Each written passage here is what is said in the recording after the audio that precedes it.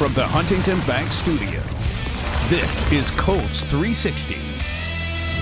Welcome to an all-new episode of Colts 360, joined by head coach Shane Steichen. Coach, back home for 2 consecutive games, starting on Sunday against the Las Vegas Raiders, coming off that loss to the Rams, a game that was so close, so very much back and forth. What has your message been this week? Just be consistent with our process. That's what it comes down to each and every week. There's going to be highs and lows in this league. And obviously you got to put the game behind you and move on to the next one. And we're looking forward to the challenge against the Raiders this Sunday. You mentioned the inevitable highs and lows that there are. How important is it to face some adversity, be challenged through it, and then grow through it at especially an early point in the season with so much ahead of you? Yeah, no question. I think that's how you grow and learn, is through adversity. Obviously, there's going to be challenges throughout the season. There's going to be wins, there's going to be losses, there's going to be good, there's going to be bad. But I think the only way you can grow and improve as a coach and as a player is going through that adversity. And so to have that adversity that happened on Sunday, the back and forth, obviously a game that we could have won, but to clean those things up and move forward and get ready to go. And it was an intense atmosphere. I was actually saying, I had my in-ears, and it was hard at some points to hear the guys up in the radio booth. How important was it for your group to experience that environment, knowing you're going to go back out there in a few weeks to face the Chargers, a game that very likely might have some playoff implications at the end of the season? Yeah, no, it's huge, obviously, to have that experience out there in LA, and then obviously we're going back out there, like you said, in a few weeks, but to go through that crowd noise and the communication that's got to take place, especially on offense, with the noise and the communication in and out of the huddle, I think that'll pay huge dividends for us going forward. And talking about your offense, I've always got to come with some stats for you. Despite the 2 interceptions, his first interceptions of the season for Daniel Jones, he threw for 262 yards and a touchdown last Sunday. This is the 4th consecutive game over 220 passing yards to start the season. First time that's been done since 2015.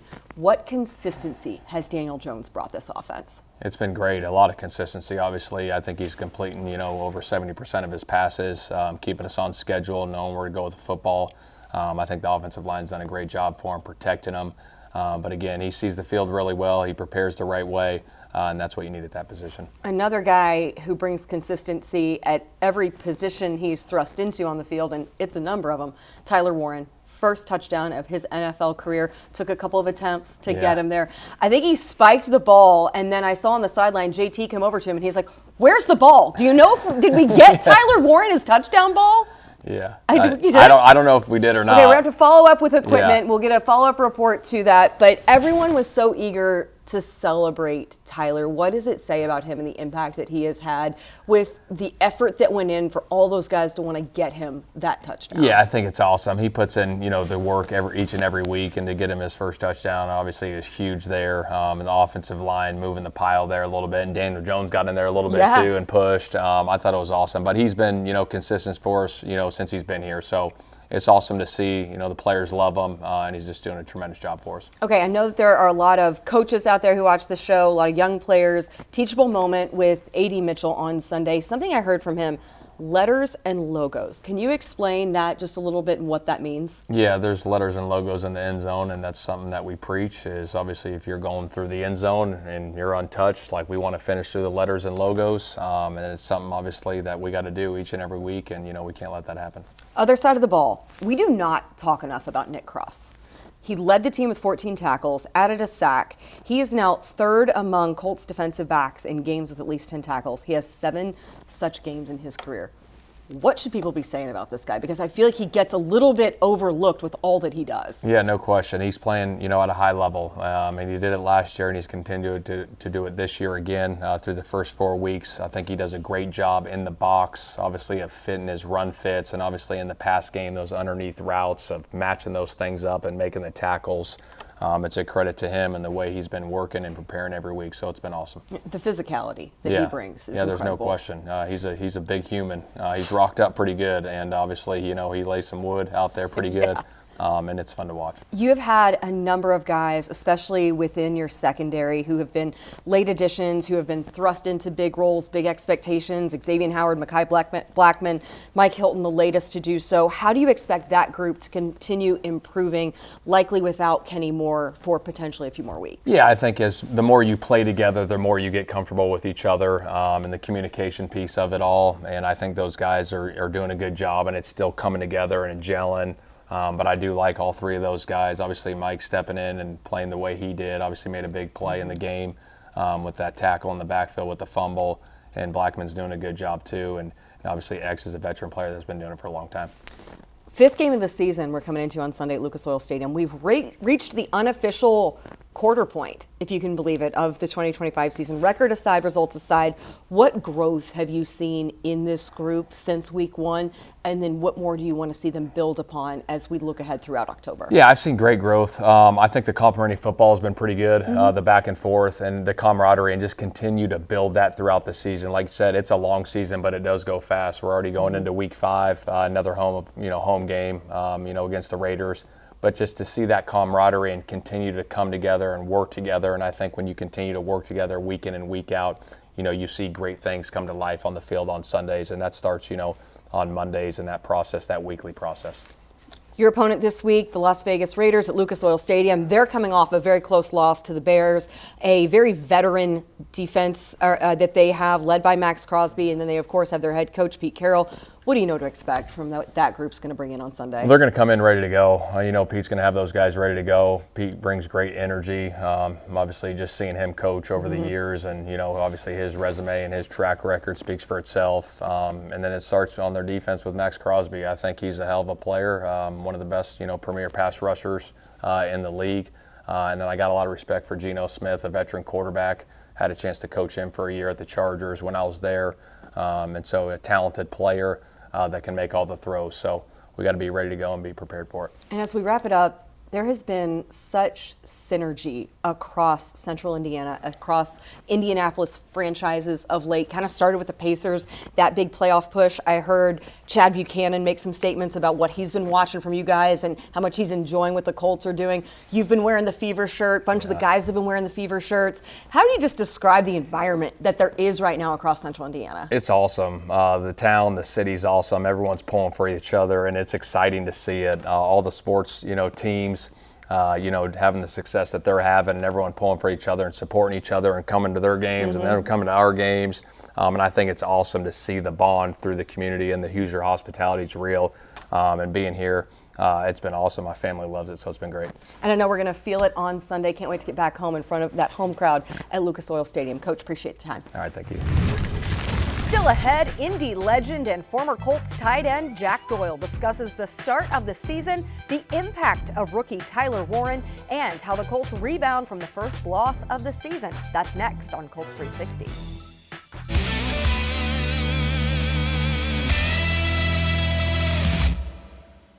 Enter now for your kid's chance to be Junior Blue at the next Colts home game. Visit Colts.com/Meyer Junior Blue to enter today. Forte Sports Medicine and Orthopedics, proud orthopedic partner of the Indianapolis Colts. At Forte, fellowship-trained physicians and staff provide comprehensive, specialized sports medicine and orthopedic care to active patients of all ages. To learn more, visit forteortho.com. Fullback into the game is Tyler Warren. Jones under center. They give it to Warren. Touchdown! Tyler Warren, a rushing touchdown as they give it to the big fella, the first man through in the formation. The fullback in this case, Tyler Warren, scores a touchdown, and the Colts now lead 9-3. With last week marking that first touchdown of his Colts career for Tyler Warren, we thought there was no better time to enlist the insight of 9-year Colts veteran and former Pro Bowl tight end Jack Doyle for some insight. So here's a portion of the Jack Doyle podcast that is available anywhere you get your podcasts. This is Jack's conversation from earlier in the week with voice of the Colts, Matt Taylor. All right, I gave you some homework. All right, I hope you don't mind. Let's see how you did. I gave Jack some homework. I asked him, all right, on the podcast here to close out, give me your 4 brightest spots on this Colts roster, this Colts team. It could be a player or a coach or an aspect of the team. After 4 games and a 3-1 start, your 4 brightest stars, if you will, for this Colts roster. Okay, here we go. Number 1. Surprise, surprise, Tyler Warren. Yeah. Right? This dude's just carrying himself like a veteran. He's a football player. There's just not a bigger fan of Tyler Warren than Jack Doyle right now. I love the way this dude plays tight end. He does it in the run game. as a blocker and as a runner, right? And, he's obviously doing it in the pass game. And a tight end's job is to build the trust and be a guy that the quarterback can depend on. Yeah. And Tyler has exceeded my expectations so far. He's been great. That's one. Number 2, Daniel. We'll keep it. Okay. Obviously, I'm more biased to the offensive side if you guys haven't figured that out Yeah, yet. here we but go. Daniel's been great, man. And the way he's played, and even, first couple turnovers this game, that's going to happen in the NFL, but I was really impressed with how he responded after the one, early in the game and still, delivered under pressure, right? And that's just something that, again, you tell the Colts, fans, whatever, this is what we're going to have after 4 weeks, and the way he's played, everybody in the world would take that. No doubt. He's just done a great job, man. Leads the NFL in QBR. I mean, it's just so impressive. Yeah. And Colts are lucky to have him. I All really right. think that. Number 2. All right, here we go. Number 3. Can I give Rigo a shout out for his punts? Heck yeah. I mean, Rigo's my guy and he's my friend, so I'm gonna give him a shout out here. But his punt, I know it didn't end. They ended up going 96 on us, but what a freaking awesome punt he had. And then him and Ashton Doolin are still doing, playing catch out there, right? It's the punt, put it right in the right spot. Ashton Doolin beating his guy and smokes the guy for another great play. I mean, that was just so impressive. And then we were kind of joking earlier. He's been doing great with his holds, right? We're not using him a ton. Laces out, Dan. He's doing great with his holds. So I've been very impressed with that. All right. And number 4, I guess I got to go defense, right? Okay. You don't have to, but I don't have maybe to. you feel obligated. I feel a little obligated, right? DeForest Buckner, and I'll just talk about DeForest in general because the way this guy plays football, I hope fans notice it because he's making tackles on the numbers, right? D tackles don't do that, right? His pursuit to the ball. And he was so close multiple times for sacks this past against the Rams. He was getting held. It was like tons of penalties were thrown. Where the hold, where the holds on DeForest? Like he gets a single block. The guard has no chance. Jack Doyle calling out Carl Sheffers multiple times today. This is awesome. I mean, he just destroys the guy when he gets a single block. And maybe I didn't, I'm watching more on the defense, watching Colts defense on film as I'm, preparing to talk about the Colts on this podcast. Right. And he just jumps off the film at me. And I already knew that, but I'm getting reminded again just how special this guy is. And the sacks are going to come. I know he's still, waiting on that first one to come up this year, but he sets up other guys and he's just a great player. So there's plenty of ways I can go with that 4th one, but I got to give a shout out to DeForest Buckner and the way he's playing. Within that, maybe like a deep cut honorable mention, staying where you left off. How about Adetomo Adebawore? Yeah. All right, this is a guy, he's in his 3rd year. The Colts, I think, in the last couple of years, have been in such desperate search of stability in the backup defensive tackle game, right? Because when Grover Stewart and DeForest Buckner are off the field, they can't play the entire game. Noticeable drop off, especially in the running game. My man Adetomo, Tommy, as we like to call him, I think the Colts may have found something, a really consistent force. He had a sack the other day, consistent pressure up the middle. I really like the way he's playing. Yeah, he made a. I remember making a play. He was getting doubled on the backside, swam through, tackle for loss on a run play. I mean, he's jumping off the film too. And like you said, if it's felt in the past when Grover and DeForest were out, it almost felt like. Yeah. I'm sure, as an offensive play caller, we would always have plays that would be, say we were playing the Rams and Aaron Donald, and we would have 5 to 6 calls on that play sheet that were when it would say when 99 is out. Oh my gosh. Yeah, and so we would only call 99 less plays. We would only call these plays when he was out. It was a deep play action or something like that, or maybe it was a wham block, something like that to only when this super talented dude was out of the game. And I know teams are probably doing the same thing. When we're playing the Colts, they're saying, 90, in the past, maybe it was 99 and 90 are out. Yeah. Here we go. Let's get this inside run game going. Especially when you're on schedule down a distance-wise, right? When you're thinking, these guys are out, these are when I want to run these plays. But if we can fill that role the way he has and continue to play at a high level, those plays go away, right? And those shot plays go away. So, he popped off the film this week, especially to me. I saw him making a couple plays. That's fascinating what you just said. Now, there's an eye in the sky. There's like an assistant coach 99's out. Or an analytics guy saying, 99's out. Hey, heads up. Yeah, here we go. Here comes the deep play action, right? It's things like that, yeah. So, a little behind the scenes, right, with how it kind of goes. Inside baseball, right there with Jack Doyle. Yeah, absolutely. And the analytics. Coming up, Matt is back. Looking ahead to this week's matchup with Vegas, Mayte explains why there's plenty of positive to take away following last week's game in LA. That's next on Colts 360.